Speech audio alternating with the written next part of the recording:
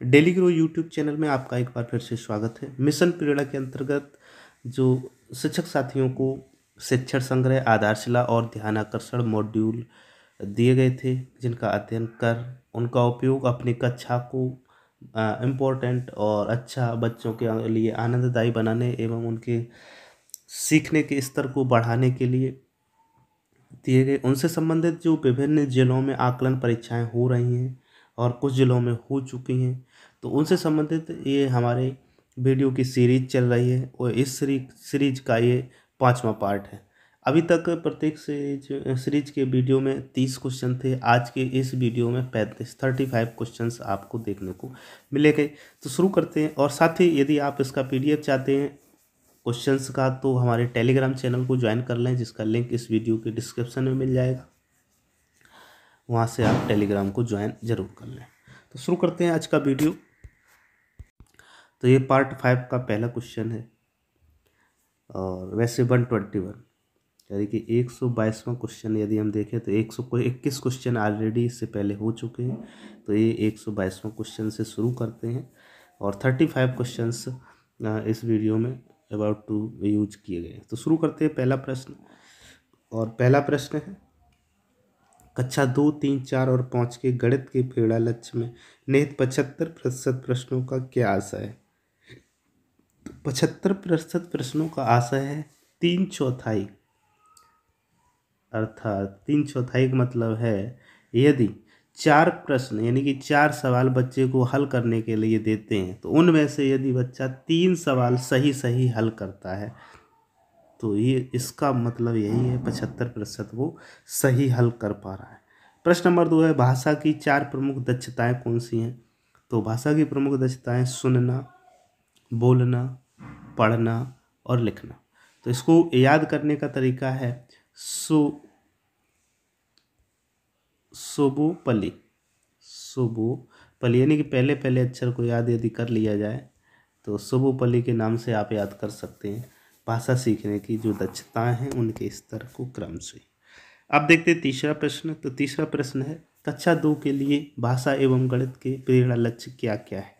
तो कक्षा 2 के लिए भाषा का प्रेरणा लक्ष्य दिए गए अनुच्छेद को 20 शब्द प्रति मिनट के प्रवाह से पढ़ लें तथा गणित के लिए प्रेरणा लक्ष्य बिना हासिल के जोड़ और घटाना 1 अंक वाले 75% सही प्रश्नों को हल कर लें। अब देखते हैं चौथा प्रश्न।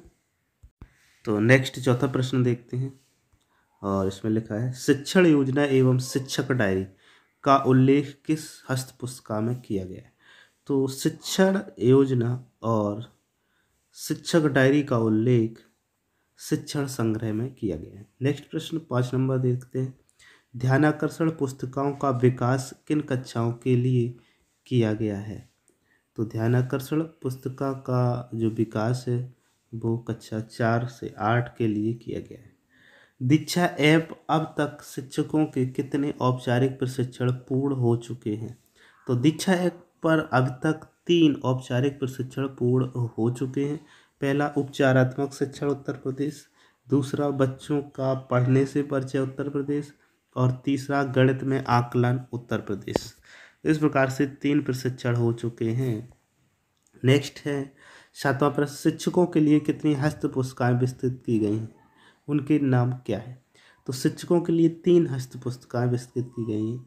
फाउंडेशन लर्निंग पहली बुक, दूसरी ध्यानाकर्षण जिसे रिमेडियल टीचिंग कहते हैं और तीसरी है कंपेंडियम यानी शिक्षण संग्रह।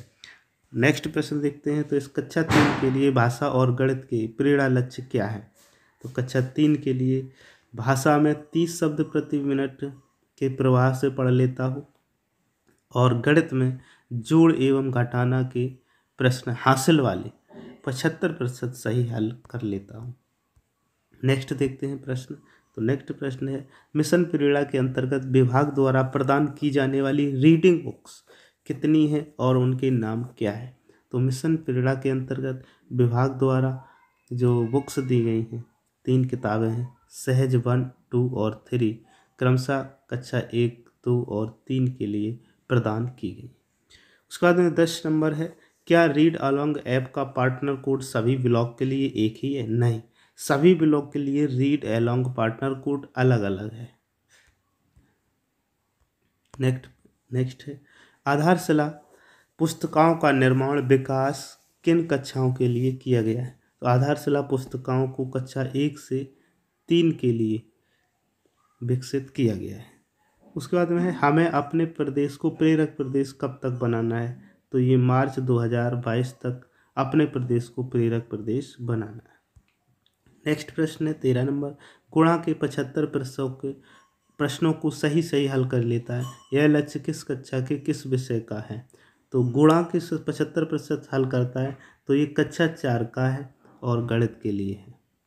नेक्स्ट है शिक्षण संग्रह की उपयोगिता किसके लिए है, शिक्षकों के लिए अथवा बच्चों के लिए। तो शिक्षण संग्रह की जो उपयोगिता है वो शिक्षकों के लिए है। नेक्स्ट प्रश्न देखते हैं, बड़े अनुच्छेदों को पढ़कर 75% प्रश्नों के सही हल कर पाता है, सही उत्तर दे पाता है। ये किस कक्षा और किस विषय से जुड़ा है। तो ये कक्षा 5 के हिंदी विषय से जुड़ा हुआ है। नेक्स्ट प्रश्न देखते हैं, कक्षा 5 का गणित का प्रेरणा लक्ष्य क्या है। तो कक्षा 5 के लिए गणित का प्रेरणा लक्ष्य है भाग के 75% सवालों को बच्चा हल कर पाता है। गतिविधि आधारित शिक्षण क्यों आवश्यक है।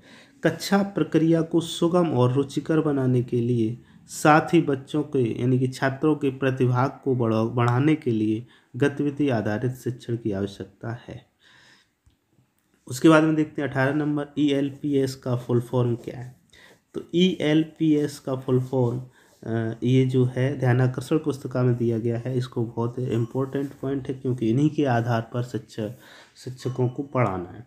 एक्सपीरियंस, लैंग्वेज, पिक्चर, सिंबल, तो इनका अभ्यास कराना है, बच्चों को जानकारी अर्जित करवानी है। कक्षा 4 हिंदी भाषा का प्रेरणा लक्ष्य क्या है। छोटे अनुच्छेदों को पढ़कर 75% प्रश्नों के सही उत्तर दे पाना। नेक्स्ट है मिशन प्रेरणा के लोगो में कितने रंग। तो मिशन प्रेरणा का सबसे पहले लोगो आपको पता होना चाहिए। तो इसमें पीला, हरा, नीला, कितने रंग हैं, 3। लोगो अभी हम दिखा दे रहे हैं आपको। अब देखते हैं ERAC का फुल फॉर्म क्या है। तो E से एक्सपीरियंस, रिफ्लेक्शन, एप्लीकेशन और कंसोलिडेशन। इसके बाद मिशन प्रेरणा का शुभारंभ कब किया गया। इसका शुभारंभ 4 सितंबर 2019 को शिक्षक दिवस की पूर्व संध्या पर मिशन प्रेरणा का शुभारंभ किया गया। इसके बाद में है राज्य के प्रेरक बनने में ब्लॉक के से राज्य तक का क्रम क्या है। सबसे पहले प्रेरक ब्लॉक बनाना है, फिर प्रेरक जनपद बनाना है, फिर प्रेरक मंडल बनाना है और अंत में प्रेरक प्रदेश बनाना है, जिसमें सभी की सहभागिता आवश्यक है। हर कक्षा के लिए कितने लर्निंग आउटकम हैं। तो कक्षा 1 से 3 के लिए 14 और 4 से 5 के लिए 16 लर्निंग आउटकम रखे गए। प्रेरणा तालिका शिक्षकों द्वारा प्रत्येक छात्र के लिए कब भरी जाएगी। तो प्रत्येक छात्र के लिए प्रेरणा तालिका त्रैमासिक रूप से भरी जाएगी। नेक्स्ट है बाला का क्या अर्थ है। तो इसका है building as learning aids. Next question है ध्यानाकर्षण के लिए प्रतिदिन कितना समय निर्धारित किया गया है।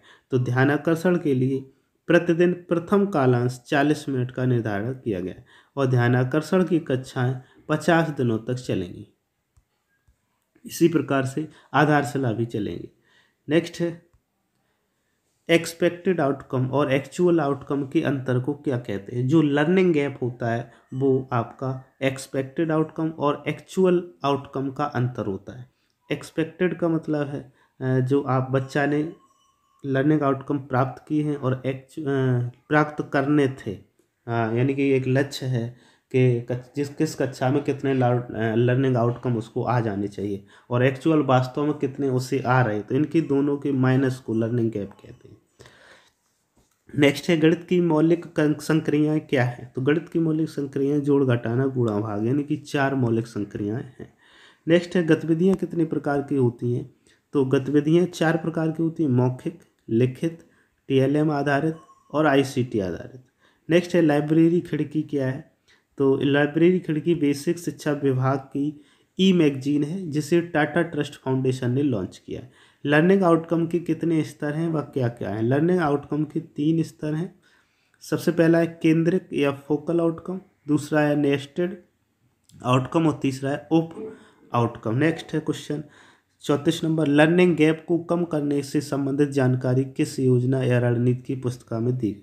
तो ये ध्यानाकर्षण पुस्तिका में दी गई है। नेक्स्ट और लास्ट आज का प्रश्न है, प्रेरणा तालिका को प्रमाणित कौन करेगा? तो संबंधित विद्यालय का प्रधानाध्यापक है या इंचार्ज प्रधानाध्यापक है, वो वहाँ की तालिका को प्रमाणित करेगा। तो इस प्रकार से ये प्रश्न जो 35 थे वो पूरे हुए, कंप्लीट हुए। ये 5वां भाग था। इससे पहले 4 भाग ऑलरेडी हम बना चुके हैं और ये 5वां भाग। तो आप 5वां भाग को एक साथ देख सकते हैं हमारे पीडीएफ में, हमारे चैनल की प्लेलिस्ट में जाकर के।